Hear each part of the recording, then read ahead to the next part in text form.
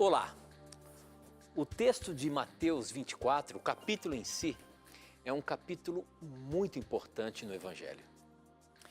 Esse é um livro em que Jesus está falando aqui sobre os acontecimentos, sinais que antecedem a sua vinda, a partir do 29, mas também ele fala do que aconteceria com Jerusalém. E a gente começa a ler e estudar esse capítulo de Mateus 24 e dá para tirar muitas conclusões, mas ao mesmo tempo traz algumas dúvidas. Se Jesus estava falando para aquela época ou se Jesus estava falando para o futuro. E é isso que nós vamos tentar desvendar nessa primeira questão. Não só essa, como muitas outras questões. Pois está no ar, na mira da verdade.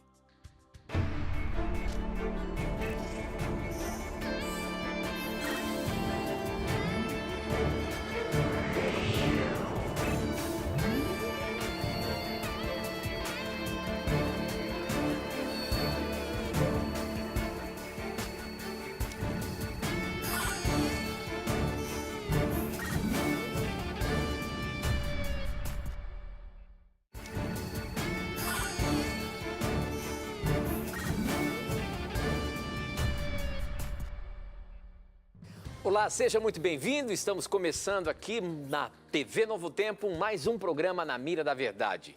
E como eu sempre falo, é você quem faz o programa acontecer. A partir de agora, já nos conectamos com o Brasil e o mundo através das ondas da internet que rasgam o nosso planeta e a TV Novo Tempo que alcança milhões de pessoas no nosso país e em muitos outros lugares também através da internet e outros aplicativos. Obrigado por você estar aí. Você já sabe, esse é um programa de perguntas e respostas bíblicas e quem está na mira para dar a resposta baseando-se na verdade da palavra de Deus é ele, professor Leandro Quadros. E aí, professor, tudo bem? Tudo bem, Tito? Animado para mais um duelo aí entre mim e você, meu amigo? Vamos lá, estamos aqui na expectativa para vermos quais perguntas os nossos amigos vão enviar hoje. E mais uma vez obrigado ao nosso telespectador da Novo Tempo, ao nosso ouvinte também que com carinho acompanha o nosso programa. E estamos esperando as suas perguntas para que possamos juntos aprendermos mais sobre a palavra de Deus e permitirmos que Deus nos ensine aquilo que Ele deseja nos ensinar. Obrigado mais uma vez, envie as suas perguntas. Eu também quero agradecer a você das mais diversas denominações religiosas que acompanham a programação da Novo Tempo, em especial o programa Na Mira da Verdade. Você, meu irmão, das diversas religiões que temos no nosso país, né? É muito bom ter a sua companhia aqui com a gente. Eu sempre digo no programa para você não ter preconceito em fazer as suas questões, em fazer as suas perguntas. Nós estamos aqui, as perguntas não param de chegar.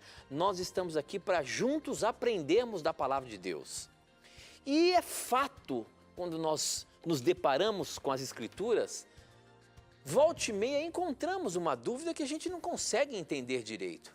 E aqui no programa você tem a chance de poder ter uma opinião baseada na palavra de Deus, aqui do professor Leandro Quadros.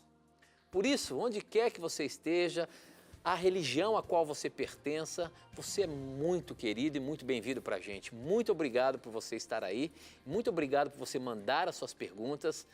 Nós recebemos aqui no programa, a cada semana, cerca de 1000 perguntas na hora do programa.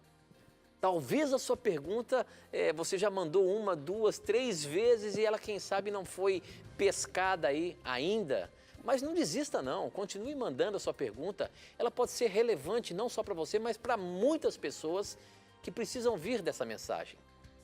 Obrigado por você fazer esse programa acontecer, mandando as suas dúvidas para a gente, viu? Essa pergunta que nós abrimos o programa, ela chegou pelo nosso Facebook, quem mandou foi o Gabriel Gomes. E ele, citando Mateus 24, como nós falamos aqui, esse é um texto profético, né? Mas ao mesmo tempo também fala sobre os dias ali que aconteceriam logo depois que Jesus esteve na terra. E ele começa, o Gabriel aqui no seu questionamento, ele começa a perguntar o seguinte: Cristo fala sobre a destruição de Jerusalém e depois sobre a sua segunda vinda. Só que quando ele vai falar sobre a destruição de Jerusalém, ele diz que aqueles dias serão de grande tribulação. E quando ele fala da sua segunda vinda, lá no verso 29, ele diz que será logo após essa tribulação, ou logo após a tribulação, dando a entender que era a tribulação daqueles dias, dando a entender de que Jesus voltaria logo em seguida da destruição de Jerusalém. O que Cristo quis dizer quando ele diz logo em seguida a tribulação? E quando a gente vai lendo aqui o texto de Mateus 24, ele é dividido, falando sobre a vinda do Filho do Homem, falando sobre o grande sofrimento, falando sobre o sofrimento e perseguição. E os textos acabam se misturando. Professor Leandro Quadros, como que a gente compreende bem esse capítulo de Mateus 24? Ele é um texto profético para os nossos dias ou os últimos dias? Vamos aqui fazer uma leitura do versículo 29 para mostrar para o nosso irmão que o propósito de Cristo aqui não foi nem de perto dizer que ele viria logo após ali a destruição de Jerusalém no ano 70 depois de Cristo, né? Você tem que entender, irmão, que muitas vezes a Bíblia apresenta assuntos de uma ordem sequencial, mas há um intervalo enorme de tempo entre um verso e outro, muitas vezes, né? Não quer dizer que tudo vai acontecer naquela sequência. Boa parte dos textos, sim. O contexto já nos mostra isso, né? Que um verso complementa o outro e que, portanto, há uma sequência lógica e rápida dos eventos mencionados. Mas nesse contexto a coisa é diferente. Se você ler Mateus 24, verso 29, você vai ver que o que está falando aqui é primeiramente de sinais, para depois, sinais nos astros, sinais astronômicos, para depois Jesus voltar. Então preste atenção para você ver. Logo depois da tribulação desses dias, o sol escurecerá e a lua não mais brilhará e as estrelas cairão do céu e as potências celestes serão abaladas. Então veja, há uma sequência de sinais nos astros a se cumprirem para que Jesus volte. E aí vem o verso 30. Então aparecerá no céu o sinal do Filho do Homem. Então todas as tribos da terra baterão no peito e elas verão o Filho do Homem vir sobre as nuvens do céu na plenitude do poder e da glória. E ele enviará os seus anjos com grande trombeta. E dos quatro ventos, de uma extremidade dos céus à outra, eles reunirão seus eleitos. Então você percebe aqui que para que a descrição da volta de Jesus nos versos 30 e 31, sinais astronômicos antecedem essa segunda vinda. E esses sinais astronômicos não ocorreram logo após a destruição de Jerusalém no ano 70. Na história nós identificamos esses sinais como tendo ocorrido no século XVIII. Então vou tentar lembrar de algumas datas para você agora. Por exemplo, esse escurecimento do sol e a lua não dando o seu sangue, não é? Ou melhor, não dando o seu brilho normal, isso aconteceu em 19 de maio, se eu não me engano, de 1780. Este fenômeno foi muito assustador, diríamos assim, porque ao meio-dia o sol tornou-se totalmente escuro, os animaizinhos, as aves foram para os seus ninhos e muitos pensaram que era o fim do mundo naquele momento. E na mesma noite, a lua se tornou como sangue. E essa tradução diz que a lua não daria o seu brilho, não é? E outras traduções falam que a lua seria como sangue. Foi um fenômeno que filósofos da época disseram, isso aqui é algo que nós nunca vamos conseguir explicar o porquê aconteceu, só que a Bíblia predisse. Já essa queda de estrelas ocorreu em 13 de novembro de 1833. Foi uma grande chuva de meteoros, né, que cobriu uma boa parte de Lisboa, né, e diz que essa chuva de meteoros ela foi tão significativa, ela foi assim a mais significativa das que já existiram, que você poderia ler um jornal à noite só com auxílio das luzes que brilhavam desses meteoros. Então você perceba, Cristo falou da destruição de Jerusalém, mas ele também falou de sinais astronômicos que se cumpririam bem depois. Então Cristo não está dizendo aqui que ele voltaria logo após a destruição de Jerusalém, porque há neste intervalo sinais astronômicos que ocorreram ali no século XVIII, XIX. Então você tem que analisar esse fato. E outro detalhe, Apocalipse 6,12 descreve que pouco antes da volta de Cristo, certos sinais astronômicos ocorrerão novamente, antes de Jesus voltar em glória e majestade. Tenha em mente, amigo telespectador, que Mateus 24 é um capítulo que fala da destruição de Jerusalém no ano 70. Cristo profetizou isso aqui décadas antes de acontecer, mas já que a destruição de Jerusalém e do templo seria vista como um fim do mundo para o judeu, Cristo aproveita também para colocar neste capítulo sinais sobre o fim do mundo propriamente dito. Então ele mescla sinais que antecederiam a destruição de Jerusalém no ano 70, que para eles seria um fim do mundo, né? E ele também agrega sinais que antecederiam a segunda vinda de Cristo em nossos dias. Então, este capítulo tem uma dupla aplicação. Ele tem uma aplicação profética para eles daquela época e para nós também, porque você vê que os sinais descritos em Mateus 24, como por exemplo nos versos 6, versos 7 e 14, são sinais que se cumprem e que vão se cumprir totalmente em nossos dias. Agora, professor, então é uma mescla, né? Tanto em versículos iniciais, como também em outros versículos específicos, a partir do 29, falando da segunda vinda. Porque as pessoas acabam tendo muitas dúvidas, e aí isso era importante a gente tentar colocar aqui. Por exemplo, quando fala lá, ai das grávidas, né? Ali está falando, deixa eu ver onde que é.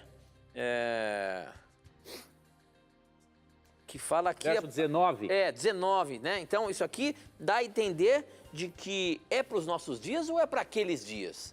Por ter essa dupla aplicação, ele pode também ser relacionado para os últimos dias? Ai das mulheres grávidas, das mães com criancinhas naqueles dias? Neste caso não, porque ele está num contexto muito específico. Nem todos os detalhes do que se refere à destruição de Jerusalém se aplicam à segunda vinda de Cristo. Agora, tudo que se aplica à segunda vinda de Cristo se aplica para a humanidade toda. Agora, o ai das grávidas está aqui num contexto bem interessante. Diz assim, então aqueles que estiverem na Judeia, fujam para as montanhas. Qual versículo? 16. Okay. Quem estiver no terraço do teto, não desça para levar o que tem em casa. Quem estiver no campo, não volte atrás, a fim de pegar o seu manto. Ai das que estiverem grávidas e das que amamentarem naqueles dias. Orai para que não tenhais de fugir no inverno e nem no sábado. Então, o contexto é bem claro, ó. Os que estiverem na Judeia, fujam para as montanhas. Então, estas grávidas aqui fazem parte do contexto de perseguição que os judeus enfrentariam pela invasão do Império Romano.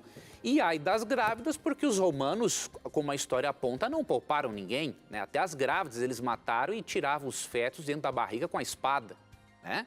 Então, para nós sabermos se um sinal é específico sobre a destruição de Jerusalém no ano 70, ou se ele também se refere à segunda vinda de Cristo, temos que fazer uma leitura mais contextual, ler uns versos antes, uns versos depois, para nós não ficarmos aí bagunçando o texto de forma desnecessária. Acaba sendo, então, um erro nós dizermos que certos sinais que está ali no capítulo 24 são usados também para o fim dos tempos. Eu já ouvi muitos dizendo assim, nesses últimos dias não é bom ter filhos, porque Mateus 24, 19 fala ai das grávidas. Isso aí resulta de uma interpretação totalmente distorcida do texto, na verdade descontextualizada, né?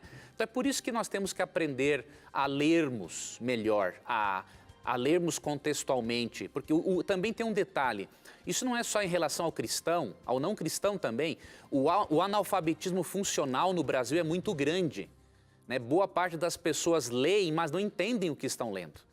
Então nós precisamos ler cada vez mais, forçar a mente, ler a Bíblia, ler livros que traga um crescimento a nós para forçarmos a mente e aprendermos a ler, a entender e a não irmos para esse lado do analfabetismo funcional, né? O programa Na Mira da Verdade tem esse objetivo, é justamente motivar você a estudar a Bíblia, a ler a Bíblia, a se aproximar mais desse livro, a se identificar com ele. Né? Assim como o professor disse, nós temos que sempre estar procurando crescer, né? E a leitura é algo que nos faz crescer. E a Bíblia, então, se você quer estar próximo de Deus, se você quer ver o Criador, o que Ele quer para a sua vida, você tem sim que ler a Bíblia, você tem que estudar a Bíblia. E nós temos esse programa para motivar você. Assim como talvez você admire o professor Leandro Quadros por ele saber os textos, contextualizar todas as questões que chegam aqui, o objetivo é esse, é motivar você e a mim a estudarmos a Palavra de Deus e que nós também podemos chegar a ser como ele, um estudioso da Palavra de Deus e que consegue ter uma síntese daquilo que você está lendo e que pode servir como resposta para você. Tá bom? Obrigado por você estar acompanhando o nosso programa aí, pela audiência. Muito bem, tem uma pergunta que chegou. Deixa eu falar como é que você faz para você mandar suas perguntas para a gente, né? Você pode mandar através do nosso SMS, o número é 12 981510101, eu recebo aqui na hora, ou pelas redes sociais, pelo Facebook, namiradaverdade.nt, e pelo nosso Instagram, @namiradaverdade, tá bom? Participe aí, mande a sua pergunta pra gente e vamos juntos aprender da Palavra de Deus. Tem 3 minutinhos antes do intervalo, eu queria colocar uma pergunta que chegou aqui pelo nosso SMS. Professor, a minha pergunta é a seguinte: o adventismo é algo parecido com o judaísmo messiânico? Acho o pensamento adventista parecido com o hebraico, mas estou falando do messiânico, que é um movimento novo em Israel que crê e aceita Yoshua como Messias, como nós. O adventismo, professor, é algo parecido realmente com o judaísmo messiânico? Então, na verdade, o adventismo tem semelhanças com várias igrejas, só que as nossas diferenças também são muito grandes, né? Então, por exemplo, o judaísmo messiânico realmente crê que Cristo é o Messias, tem um pensamento mais hebraico em relação à natureza humana, coisa que nós temos também, né? Vemos a natureza humana como holística, ou seja, não é possível sobreviver um espírito fora do corpo ou alma. Gostamos muito do estudo do Antigo Testamento, porque cremos que ele lança a luz sobre o Novo e o Novo lança a luz sobre ele, porque tudo é a palavra de Deus. Agora, as diferenças também são muito grandes. Um judeu messiânico não crê, por exemplo, no juízo pré-advento. Um judeu messiânico não crê, por exemplo, na doutrina do santuário, como nós cremos. Não crê na inspiração de Ellen White, como nós cremos. Então, existem algumas semelhanças, assim como existem algumas semelhanças nossas com outras igrejas evangélicas, né? Entretanto, as diferenças são muito grandes, tá? Não podemos comparar os dois movimentos para tentar torná-los semelhantes. Mas é muito bom nós entretermos um bom diálogo, né, com esses irmãos judeus messiânicos, com irmãos de outras igrejas, com irmãos católicos, né, para que juntos possamos aprender um com o outro e vermos o que realmente a Bíblia tem a dizer a respeito daquelas crenças que nos tornam, diríamos assim, distintos em relação aos demais. Eu acho muito interessante uma série que o Está Escrito fez, desde a época do pastor George Vanderman, depois o Ivan Saraiva também acabou trazendo para os dias atuais, uma série que ele falava o que eu gosto nos, e falava de cada denominação religiosa que estava relacionada com a igreja adventista, não é? É muito interessante nós, não é com a igreja adventista, mas é a gente perceber que o povo de Deus, né, existe só um povo de Deus, né? E todas essas denominações contribuíram para que as doutrinas da igreja pudessem cada vez se aprofundar mais na palavra de Deus, não é isso, professor? Sim, cada igreja, cada reformador foi usado por Deus para trazer de volta uma doutrina que havia sido esquecida no período medieval. E essa série de pregações do pastor George Vanderman realmente foi uma bênção para a igreja nesse sentido. Muito bem, nós temos que ir para um intervalo rapidinho, mas aproveita aí o intervalo, formule uma boa pergunta, manda pra gente, vamos juntos aprender. E quem sabe a gente deixa professor Leandro quase em maus lençóis. Nós voltamos já já.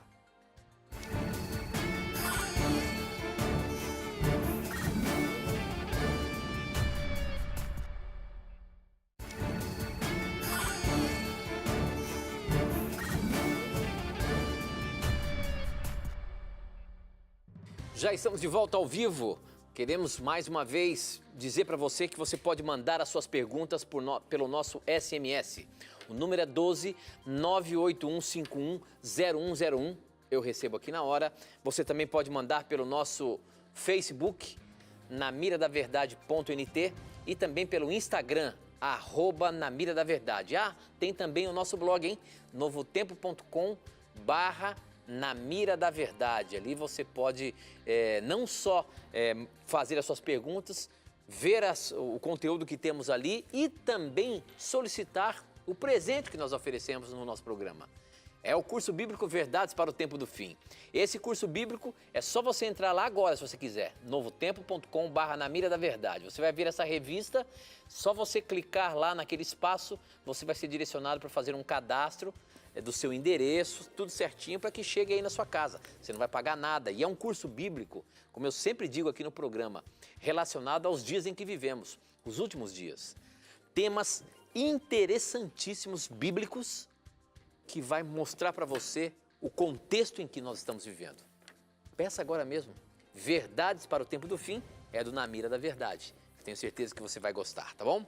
Professor Leandro Quadros, o pessoal do nosso Instagram aqui, que também muita gente mandando as suas perguntas aqui, acompanhando o programa. Obrigado. Todos vocês que estão aí no Instagram. A pergunta é deixa eu ver se tem o nome dela aqui é a Isis Janaína. A pergunta dela é a seguinte, professor. Já que a Igreja Adventista não acredita no arrebatamento secreto, o que a Bíblia coloca como um sinal claro do anticristo? E como poderemos nos proteger, já que existem tantas teses em relação à nova ordem mundial e o controle populacional? Antes de a gente falar sobre o anticristo, falar sobre o arrebatamento aí, professor, eu acho que é um assunto interessante para esse momento que nós estamos vivendo. Muitos acabam indo para essas questões, como que é o termo que é usado aí, nessas Teorias de conspiração. Teorias conspiracionais. Essas teorias conspiracionais, isso aí está crescendo cada vez mais. Acho que é pelo momento que nós estamos vivendo, de uma pandemia, né? E as pessoas acabam indo mais para esses assuntos da internet, dessas teorias de conspiração, e acabam se esquecendo da Bíblia, professor. Como que a gente deve lidar com isso? Será que é um momento de nós bebermos dessas fontes, entendendo o que vai acontecer, o que está acontecendo? Existe realmente alguma conspiração? Isso demonstra sinais dos fins dos tempos? Como é que a gente pode apresentar essa questão? Eu estou aqui abrindo num site que eu vou depois indicar alguns livros para quem quiser estudar sobre profecias. Mas antes, nós temos que entender que o conflito cósmico entre o bem e o mal envolve coisas muito mais sérias do que qualquer teoria de conspiração, do que qualquer conceito ou ideia que teorias de conspiração possam apresentar. Em Efésios capítulo 6, nós vemos que Paulo direciona a nossa mente para outro assunto, né? Efésios 6,12, vou ler aqui na tradução ecumênica da Bíblia, diz assim: pois não é o homem que afrontamos, mas as autoridades, os poderes, os dominadores deste mundo de trevas, os espíritos do mal que estão nos céus.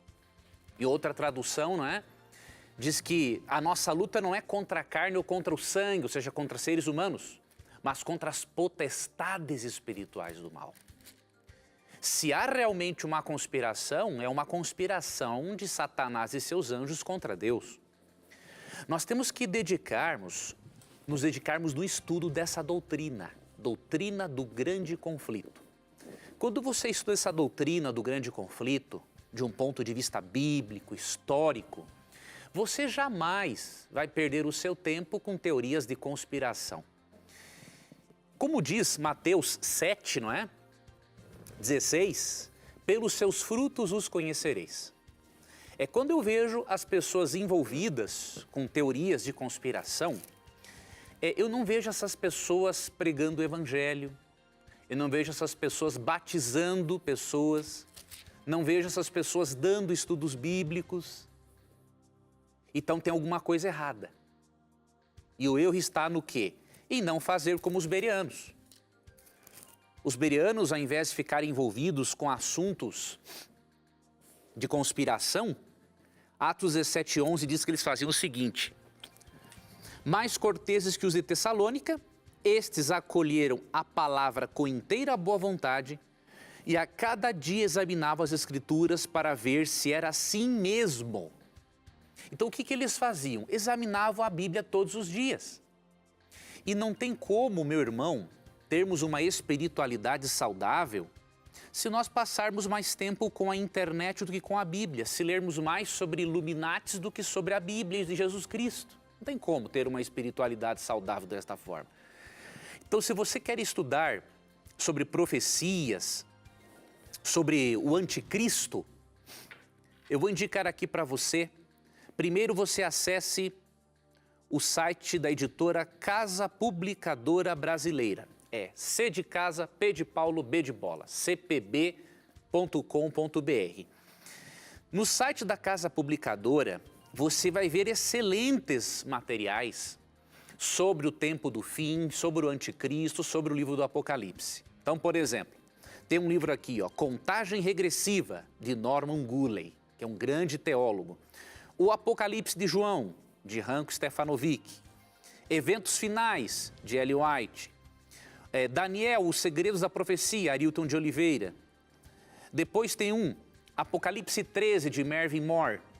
Tem aqui Pelo Sangue do Cordeiro e O Último Império, 2 livraços de Vanderlei Dornelles. Então, tem muita coisa boa, teológica, embasada, com a qual você pode aprender melhor, com as quais você pode aprender melhor acerca desses assuntos. Então, eu recomendo esses livros, tá? Vá para esses livros que adotam o método historicista de interpretação e você não vai ter problema algum, não vai perder tempo com coisas que realmente não vão trazer crescimento espiritual e um senso de missão para a sua vida. Mas você acha, professor, que esses assuntos que a gente encontra na internet aí, sobre conspiração, eles realmente devem nos dar um norte em algumas coisas com relação aos sinais da volta de Cristo? Eu, sinceramente, não vejo nenhuma importância nisso, né? Eu não vejo nos sinais da volta de Cristo Todos estão uma na palavra de Deus. preocupação com esse tipo de coisa. Quando eu vejo os sinais da volta de Cristo, o que eu percebo, por exemplo, em Apocalipse 13, a preocupação de Deus é que não aceitemos a marca da besta, que não aceitemos um falso dia de guarda pouco antes da volta de Cristo, né? Agora, tentar explicar como isso vai acontecer, que vai ser imposto por isso, por aquilo, nós temos que ser fiéis à Bíblia e àquilo que a história nos permite conhecermos com o texto bíblico, né? Então, eu não gosto de especular sobre nada daquilo que a Bíblia não me dá autorização para fazer. Eu, particularmente, não especulo sobre isso. Para mim, eu tenho que me preparar para a volta de Cristo, eu tenho que conhecer o assunto hoje, né? E se alguma coisa, algum desdobramento a mais surgir no mundo, eu tenho que ver. Isso aí está de acordo com a profecia. A profecia predisse isso. Se a profecia não predisse isso, é porque não é tão importante, né? Se fosse tão importante, a profecia detalharia o assunto. E é isso que você falou, a preparação envolve a gente, o meu relacionamento com Deus, o meu relacionamento com Cristo, né? E se essas coisas acontecerem, que bom, que chegue logo, porque aí acabou tudo e a gente vai para a glória. É isso aí. Temos que estar preparados, conhecendo o meu Criador, o seu Criador, guardando os seus mandamentos e tendo o testemunho de Jesus. Muito bem, a próxima pergunta chegou pelo nosso Facebook, quem mandou foi o Felipe Augusto, olha só que interessante, ele diz: quando se cumpriu as 8 visões do livro de Zacarias? Existe cumprimento nessas profecias de Zacarias? Eu percebi que nós temos ali, vamos entrar aqui ó, no livro de Zacarias, já deixei separado. E realmente fala, no capítulo 2, no capítulo 1 fala da primeira visão, primeira e segunda visão, no capítulo 2 a terceira visão, a quarta visão está no capítulo 3, a quinta visão no capítulo 4, a sexta no 5, e a sétima também no 5 e a oitava no 6º. Essas visões aí, esses textos de Zacarias, professor, é o mesmo que os textos assim de Daniel, Apocalipse ou não? Não, aqui ó, nós nem podemos dizer comentar todas as visões, porque eu teria que ler aqui pelo menos 7 ou 8 capítulos da Bíblia. Sim. Nós não podemos fazer isso nesse tempo. Isso aqui são profecias específicas para o tempo de Israel. Tá? Vou só para te dar um exemplo. Aqui tem uma visão, que é do capítulo 4, que fala do candelabro de ouro entre duas oliveiras. Tá? E aí, quando você vai aqui para o final do capítulo, você já percebe que o próprio capítulo explica o significado da profecia, né? Então, por exemplo, ó, tornou o anjo que falava comigo e me despertou como a um homem que é despertado do seu sono. E me perguntou, o que vês? Respondi, olho e eis um candelabro de ouro e um vaso de azeite em cima, com as suas 7 lâmpadas e 7 tubos, um para cada uma das lâmpadas que estão em cima do candelabro. Junto a este, 2 oliveiras, uma à direita do vaso de azeite e a outra à esquerda. Então perguntei ao anjo que falava comigo, meu senhor, que é isto? Respondeu-me o anjo que falava comigo, não sabes tu o que é isto? Respondi, não, meu senhor. Prosseguiu ele e me disse, esta é a palavra do Senhor a Zorobabel.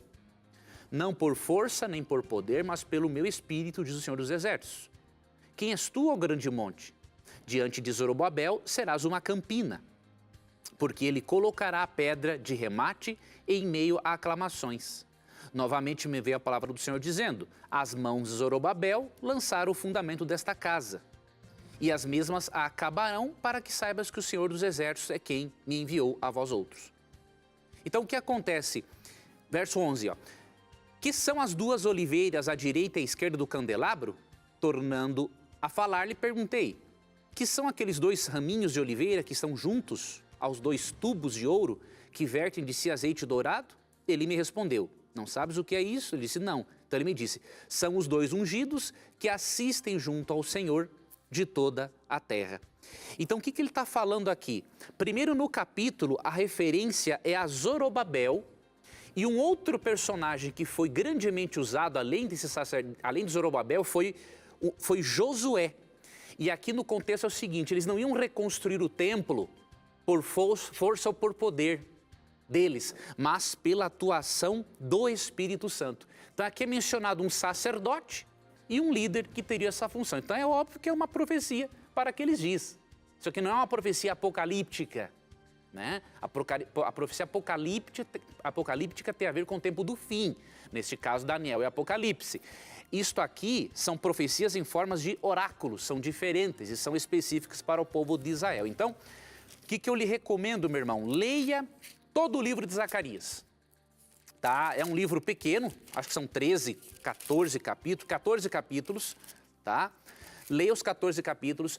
Procura também ler, se você tiver uma Bíblia de estudo, leia a introdução geral ao livro de Zacarias. E se tiver um comentário bíblico, leia a introdução geral ao livro de Zacarias. Aí você vai se contextualizar no período, na história e com os problemas com os quais o profeta está tratando. E aí a compreensão das profecias referentes ao próprio Israel, você vai compreender com muita mais facilidade. Muito bem, professor, muito bem. Temos ainda 2 minutinhos, vamos ver se a gente consegue responder mais uma pergunta aqui. A pergunta é do Fábio Henrique, ele diz o seguinte, a justificação pela fé nos garante a segurança da salvação? Acho que é importante a gente explicar um pouquinho o que é justificação pela fé. Creio que talvez não consiga responder antes do intervalo, mas a gente dá uma introdução e depois a gente volta. Pode ser, professor? Pode ser. Ser justificado, justificação é um termo forense na Bíblia, né? Então, quando alguém é justificado, ele é o quê? Declarado justo. Então, ser justificado pela fé é você ter fé em Jesus, no sacrifício substitutivo dele, e aí você recebe de presente a justificação dos seus pecados. Você é declarado justo diante de Deus. A inocência de Cristo é transferida para você. Então, isso que é a justificação pela fé. Você exerce fé em Cristo, no que Ele fez por você, e a inocência dele é transferida. E assim você é justificado, você é perdoado. Tá? E a justificação pela fé tem que nos trazer segurança da salvação? Com toda certeza. Porém, não uma segurança, diríamos assim, arrogante. Né? A pessoa pode pensar assim, já que eu sou predestinado para a salvação, não importa o que eu fizer, no fim das contas eu vou ser salvo. Isso não é verdade.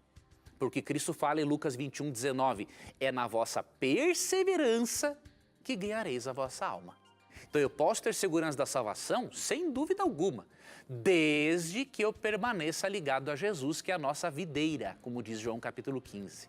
Então temos que ter segurança e certeza da salvação, mas não uma segurança falsa, pensando que se nós nos afastarmos de Jesus, já continuaremos sendo predestinados para a salvação. Não, porque Deus não vai levar ninguém para o céu pelo colarinho.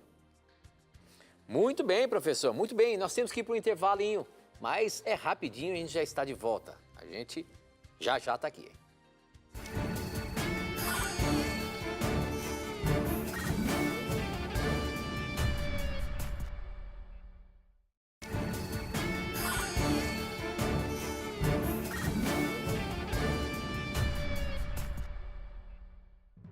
Já estamos de volta, mais uma vez aqui para aprendermos da Palavra de Deus. E é você quem faz o programa, mandando a sua pergunta para a gente. Nós vamos juntos aprender mais e mais da Palavra de Deus. Essa aqui, o pessoal que está ligadinho no nosso Instagram, mandou para a gente a seguinte pergunta. Quem mandou foi o Luzinete. Boa noite, eu gostaria de entender melhor Mateus 19, verso 12. Esse comentário tem a ver com a sexualidade? Me expliquem, por favor. Vamos ver lá o que está dizendo Mateus 19, 12, professor. Mateus 19, 12 diz o seguinte: pois há razões diferentes que tornam alguns homens incapazes para o casamento. Uns porque nasceram assim, outros porque foram castrados e outros ainda não casam por causa do reino do céu. Quem puder, que aceite esse ensinamento. Isso aqui tem alguma coisa a ver com a sexualidade, professor? Tem a ver, mas num contexto bem específico. Aqui em Mateus 19, Jesus estava mostrando, para os judeus que a crença deles de que poderia separar-se da esposa por qualquer motivo era uma crença errada. E aí Jesus revela para eles, no versículo 9, que se alguém repudia sua mulher, exceto em caso de união ilegal ou de imoralidade sexual, e se casa com outra, é adúltero. E aí os discípulos se apavoraram, porque eles eram acostumados numa cultura, obviamente, que deixou de lado a Bíblia, a palavra de Deus. Eles falaram assim no verso 10, se é tal a condição do homem em relação à mulher, não convém casar-se. Então eles pensaram assim, bom, se é assim que tem que ser, então é melhor ficar solteiro do que casar. E aí Jesus respondeu, no verso 11, nem todos compreendem esta linguagem, mas só aqueles a quem é concedido. Então aqui vai falar do celibato. Com efeito, há eunucos que nasceram assim do seu materno, ou seja, pessoas com algum problema congênito que não podem ter uma sexualidade. Há eunucos que foram feitos pelos homens, ou seja, reis que castraram homens para cuidar do seu harém de mulheres. E há os que se tornaram eunucos por causa do reino do céu, ou seja, o celibato. Compreenda quem puder compreender. Outras traduções, quem puder o admitir, o admita. Então aqui fala realmente do celibato. Mas olha que interessante, não é obrigatório o celibato. E diz aqui, não é dado também para todo mundo. Então, algumas pessoas têm a capacidade de viverem uma vida de celibato e viverem impureza sexual porque querem dedicar a vida só para o reino de Deus. Agora, não é o que ocorre na maioria dos casos. Boa parte dos que decidem viver celibato estão envolvidos em escândalos sexuais. Por quê? Porque o organismo deles, o dom deles não é esse. Ok? Então, se uma pessoa, como Jesus disse, se alguém é apto para admitir, que eu admita. Agora, alguém ou uma instituição, como o catolicismo romano, obrigar o sacerdote todos a serem celibatos, isso é contra a Bíblia. Agora, se um sacerdote em si tem o dom para aquilo e consegue viver uma vida de pureza sexual, não tem problema nenhum. Cada pessoa escolhe aquilo que vai fazê-la mais feliz e que está de acordo com a sua missão e o seu projeto de vida. Agora, o impor realmente é fora de questão. Então, nesse contexto aqui, fala realmente da sexualidade, só que num outro tipo de nível, no nível do celibato.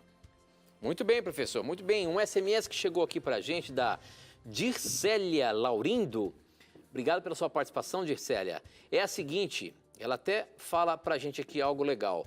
Louvo a Deus pelo programa que vocês vêm apresentando todos os dias.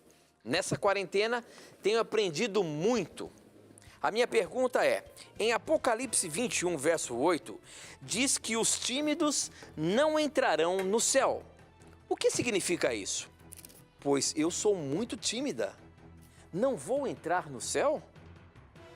Deus abençoe sempre vocês. Professor, esse texto de Mateus 21, verso 8, quando fala dos tímidos, o que ele está querendo dizer? Vamos pegar aqui um texto que já vai ajudar a nossa amiga. Não tem a ver aqui uma pessoa de personalidade tímida. O Apocalipse não está falando das pessoas que têm uma personalidade tímida, mas é um outro assunto. Aqui, ó. Mateus 10, 37 vai nos ajudar a termos isso esclarecido. Quem ama seu pai ou a sua mãe mais do que a mim, não é digno de mim. Quem ama seu filho ou a sua filha mais do que a mim, não é digno de mim. Quem não toma sobre si a sua cruz e não me segue, não é digno de mim. Quem tiver a própria vida assegurada vai perdê-la, e quem perder a vida por minha causa vai achá-la. Então o que acontece? O tímido é alguém aqui que tem vergonha, medo ou receio de aceitar a Jesus como Salvador e de ser seu discípulo. Tá? Então o Apocalipse não fala das pessoas que têm uma personalidade tímida. Isso é mais do que natural.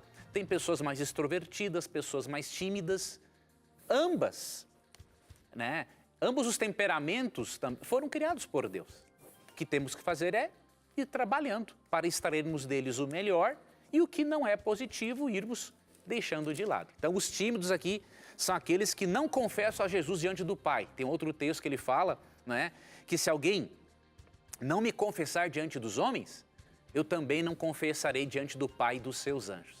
Então a esses tipos de tímidos, entre aspas, aqui Jesus está se referindo. Muito bem, professor. Uma pergunta que chegou aqui no nosso blog agora. Você pode mandar também sua pergunta pelo nosso blog, novotempo.com/na mira da verdade. Quem mandou foi o Gabriel Oliveira. Ele é lá de Juiz de Fora. Obrigado pela sua participação, Gabriel. A pergunta do Gabriel é a seguinte. Gostaria de saber como o rei Saul realmente morreu. Em 1 Samuel 31, os versos 3 a 5, dá-nos a entender de que Saul foi morto. Só que lá em 2 Samuel, capítulo 1, os versos 2 a 10, diz que um jovem amalequita o matou. Isso é um erro, professor, aqui no texto bíblico? No finalzinho do livro de 1 Samuel, aqui ó, a luta estava feroz, verso 3. A luta estava feroz em volta de Saul. Ele foi atingido por flechas inimigas e ficou muito ferido. Aí você vai lá para 1 Samuel capítulo 1, dá a entender de que foi um amalequita que o matou. Como é que é isso? Não, na verdade foi o seguinte, o nosso telespectador, vou pedir para ele ler a história de uma forma mais completa. Só um pouquinho, professor, deixa eu só corrigir a pergunta aqui. É que dá a entender de que no primeiro livro de Samuel, Saul se matou, né? Sim. E no segundo Samuel dá a entender de que ele foi morto. Então essa é a controvérsia aparente. Não é. Vamos explicar isso brevemente. Se o nosso telespectador ler com atenção, perceberá que Saul realmente se matou, ele se jogou sobre uma espada porque ele estava muito ferido na guerra e ele não queria ser morto pelas mãos dos inimigos. O que aconteceu foi que o amalequita, ele quis ganhar pontos com Davi, ok? Ao dar a notícia. Claro, aí ele deu a notícia para Davi e pensou, bom, já que Davi é inimigo Saul é inimigo de Davi, eu vou dizer que eu matei ele para que eu possa receber uma grande recompensa. Aí ele se dá mal, não é? Porque quando ele diz que matou Saul, Davi mata ele, entendeu? Então o amalequita ali estava querendo usar da malandragem e acabou pagando um preço altíssimo por isso. Então você não pode ver uma contradição. Veja ali que foi o amalequita quem quis contar vantagem, dizendo que foi ele que matou Saul. E não foi a verdade. O próprio amalequita ali, você vê no contexto, né, que ele foi dar a notícia da morte de Saul, que havia se jogado na espada. Então não é contradição. É só você prestar atenção nesse detalhe do amalequita que queria ir fazer cartaz com Davi. Ok, professor, tem mais uma perguntinha aqui, já que a gente está falando de sinais de final dos tempos, as pessoas começam a mandar as perguntas para a gente. Essa aqui pelo nosso Instagram, deixa eu ver como que é o nome da pessoa aqui para eu decifrar. Jordan, não sei se é Jordan. A pergunta dele é a seguinte: a Bíblia fala sobre uma possível marca da besta, em Apocalipse 13, versos 16 a 18. Que marca seria esta? Seria um chip? Seria uma tatuagem ou seria um outro tipo de marca? Me tirem essa dúvida, por favor. Então as pessoas começam a ler Apocalipse e muitas querem decifrar o que está dizendo ali, professor. Como que a gente pode explicar aí a questão da marca da besta? Veja, eu não vou entrar em detalhes agora sobre o capítulo 13, porque é um assunto amplo e nós não temos tempo agora para fazer isso. Mas eu quero te mostrar como que você interpreta a Bíblia com a própria Bíblia. Então, por exemplo, você leu em Apocalipse 13, né, versos 16 e 17, que as pessoas terão uma marca sobre a mão direita ou sobre a fronte. A tendência é o quê? Bom, se é sobre a mão ou sobre a fronte, pode ser um chip. Mas não é assim que se interpreta a Bíblia. Nós devemos interpretar a Bíblia pensando o seguinte: o que o autor originalmente tinha em mente quando ele escreveu isso e o que a Bíblia diz sobre o significado desta marca. Ela é literal ou é simbólica? E se você for para o próprio Apocalipse, você vai obter a resposta. Aqui, por exemplo, no capítulo 22, vou ler para você o versículo 4, 13:4. Não haverá mais maldição. O trono de Deus e do Cordeiro estará na cidade, e os servos lhe prestarão culto. Verão sua face e o seu nome estará sobre as suas frontes. Será que esse texto quer dizer que Deus vai tatuar o nome dele na testa de todo mundo? É óbvio que não. Na Bíblia, ter o nome de Deus na fronte, na mente, na sede dos pensamentos e emoções, é você refletir o caráter de Deus. Da mesma forma, você ter o sinal da besta na fronte significa você ter o caráter rebelde da besta, opor-se a Deus e a verdadeira adoração a Deus, assim como fez o poder representado pela besta. Então o sinal é simbólico porque o próprio capítulo, o próprio livro nos dá esta informação preciosa no capítulo 22, versos 13 e 4. E quanto à marca ser colocada na mão, nós temos que mais uma vez recorrermos à Bíblia para obtermos a interpretação certa. Se nós não fizermos isso, as pessoas vão encher a Bíblia de ideias particulares e pessoais e a Bíblia vai se tornar um livro confuso e impossível de ser compreendido. Agora, se adotamos o princípio protestante de que a Bíblia deve interpretar a si mesma, vamos resolver esse tipo de problema. Quando você vai para Deuteronômio, capítulo 6, versículos 6 e 7, diz assim, as palavras dos mandamentos que hoje te dou estarão presentes no teu coração. Tu as repetirás a teus filhos, tu lhes falarás deles quando estiveres em casa e quando andares pela estrada, quando estiveres deitado e quando estiveres em pé. E farás deles um sinal amarrado à tua mão, uma faixa entre teus olhos. Tu os inscreverás sobre a ombreira da porta da tua casa e na entrada da cidade. Aqui foi dada uma orientação para que os filhos de Israel amarrassem até mesmo na mão, não é? As palavras de Deus. Ou seja, eles deveriam lembrar constantemente daquilo que Deus ensinava, deveriam lembrar da adoração ao Deus único e verdadeiro, em Deuteronômio 6,4, e deveriam agir em conformidade com esse conhecimento. Então, o indivíduo que recebe a marca da besta, não é? Na mão ou na fronte, ele vai se identificar com o caráter rebelde da besta e vai agir como a besta age, em rebelião contra Deus. Então você percebe? Você, para entender os versos 16 e 17 do Apocalipse 13, foi para Apocalipse 22, 13 e 4, Deuteronômio 6, 6 e 7, e aí você descarta essa teoria absurda de que um chip vai ser colocado. Imagine Deus e o diabo brigando para saber quem é que tem e quem não tem um chip na mão. Pelo amor de Deus, aí tem que bater a cabeça na parede, né? Muito bem, professor, muito bem. Mais uma perguntinha aqui. Em Lucas 24, 39, enquanto os discípulos não acreditavam na aparição de Jesus, ele disse, vedes as minhas mãos e os meus pés, que sou eu mesmo.